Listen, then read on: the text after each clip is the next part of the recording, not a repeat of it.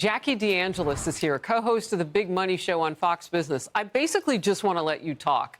So top line thought, if you will, on this whole thing with tariffs right now. This is going to be hard. It might be a little painful, but the CEO of our country, President Donald Trump, is actually doing something that is really courageous, Harris.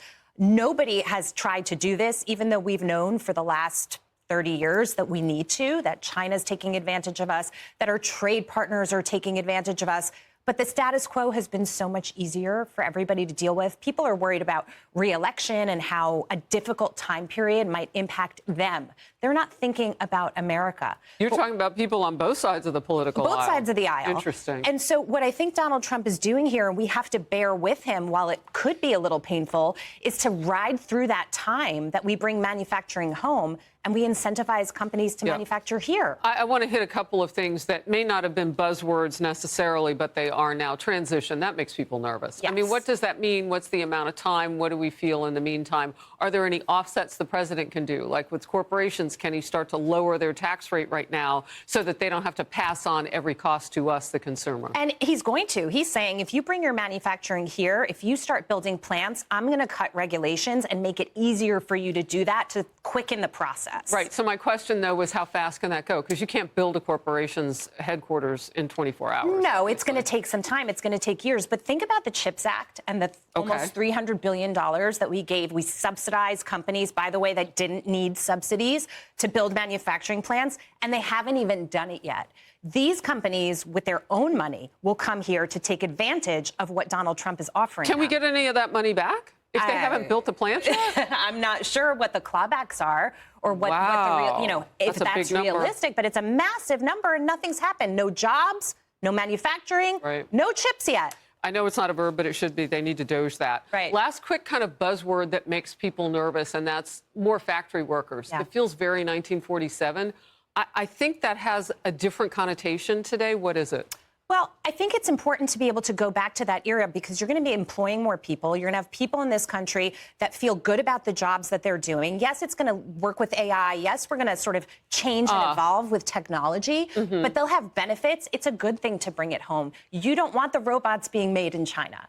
Well, and innovation goes with that. Yeah. I mean, you need innovators in factory life as well. Those people who know the integration systems and all of that. Okay. Thank you for that. We'll move forward. A new opinion piece titled America's Crushing National Debt, Threat to Freedom. And here's part of it. A crushing national debt affects our nation's ability to protect itself, project strength, and have a sustainable private economy.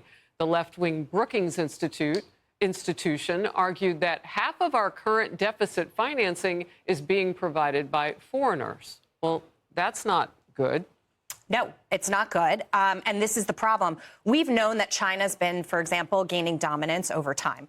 And we've known that we need to kind of decouple or find a way to do this and bring things home. As I said, nobody's been courageous enough to do it. I think if we stick this out for the long term, it's actually going to, be very, very beneficial and profitable for companies, too. We get our dominance back. Look at what Trump did with energy. We were the #1 producer in the world. We had the resources here. To me, this is the same exact kind of thing. You just have to be able to tap into it. And people have been too scared to do that. And as I said, it's not going to happen overnight. It doesn't happen with a flick of a switch. We might go through a period where our growth is not as high as President Trump would like to see it. But if we stick with it, the benefits long term are going to be so huge for this country. Okay, you mentioned a word, and I know Americans understand it. It's courage. Yeah.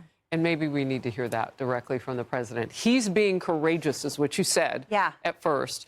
And we must have that courage, too. Absolutely. And we got to stand by him in solidarity because this isn't going to work if we're not united as a country, if the American people don't get behind this. The notion of tariffs and higher prices are scary, but think about everything he is doing, like a circle with spokes in the wheel. They all fit together. So if he is able to get that growth, cut the taxes, bring some energy costs down. Maybe it'll be offset with a tiny bit of inflation here or there. It will balance out. It's actually a brilliant strategy, but all the spokes have to work together, and everybody's got to help him do it. If people get in his way, they're going to create a situation where we run into a brick wall. Yeah, and you mentioned the tax cuts. What you're talking about is extending those 2017 cuts. Don't do what Democrats want the president to do and let those, expire. Right. Yeah, you got to keep those in place, and that takes Congress. So we'll see what happens. We will see. Love having you on the show. Thank you you for being here.